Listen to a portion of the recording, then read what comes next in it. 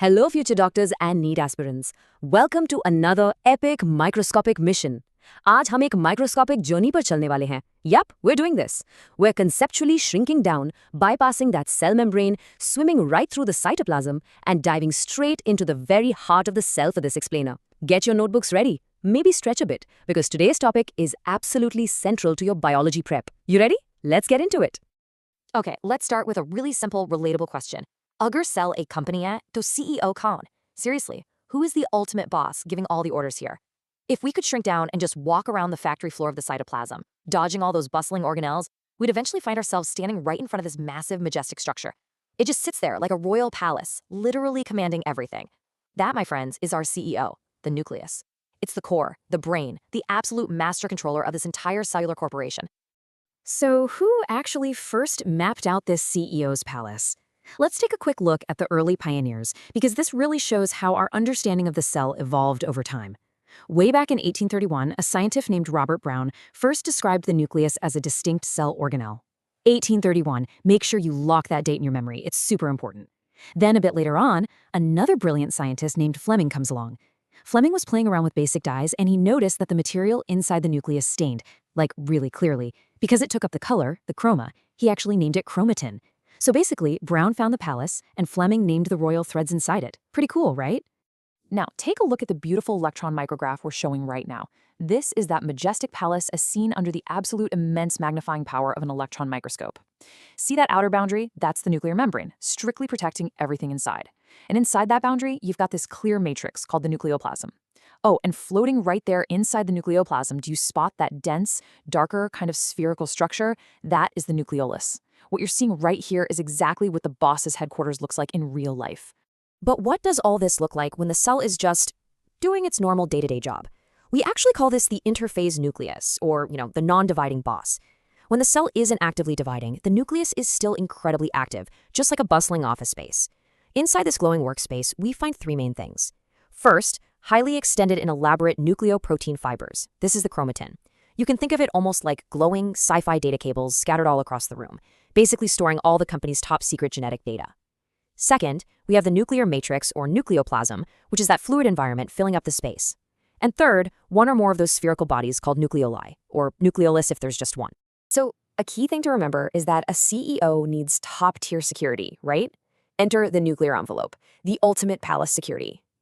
As electron microscopy revealed to us, it actually consists of two parallel membranes. The outer membrane is really fascinating because it usually stays continuous with the endoplasmic reticulum, and it even bears ribosomes on it. It's almost like having security guards patrolling the outer perimeter. Then, the inner membrane forms a parallel barrier to that. And the space between them? It is a highly specific gap called the perinuclear space, measuring exactly 10 to 50 nanometers. Literally just 10 to 50 nanometers, but it forms this massive, impenetrable barrier between the inside of the nucleus and the cytoplasm outside. But wait a second, think about it. If it's a totally solid barrier, how on earth does the CEO actually communicate with the factory floor? Well, check this out. At a number of places, the nuclear envelope is interrupted by these minute passages called nuclear pores. Now, Diansesuna, listen carefully here. How are they formed? They are actually formed by the fusion of its two membranes. Yep, wherever the inner and outer membranes pinch and fuse together, a pore is created. These aren't just holes. These are the strict, highly regulated security gates of the palace. And these security gates have a very specific, absolutely crucial job. Let's talk about the two-way traffic happening here. These passages are the designated routes for the movement of RNA and protein molecules, and this movement happens in both directions. You've got outgoing RNA and proteins moving from the nucleus to the cytoplasm, basically carrying the boss's instructions, and then you have incoming RNA and proteins moving from the cytoplasm back into the nucleus. It's this incredibly dynamic, two-way highway that is literally essential for the cell to survive. Now, in the real business world, a company normally has just one CEO, right? And similarly, in biology, normally there is only one nucleus per cell. But, as our source material points out with this quote, variations in the number of nuclei are also frequently observed. Mother Nature loves to bend her own rules. Can you actually think of any organisms that have more than one nucleus per cell? Just think about it for a second. Well, certain fungi and algae operate kind of like multinational corporations, actually having multiple CEOs inside a single large cell. Pretty wild. Okay, NEET alert. Wake up, everyone. This is a seriously high-yield concept for your exams. What happens when a cell decides it just doesn't need a CEO at all? Fired CEOs? Yes, some mature cells actually lack a nucleus entirely.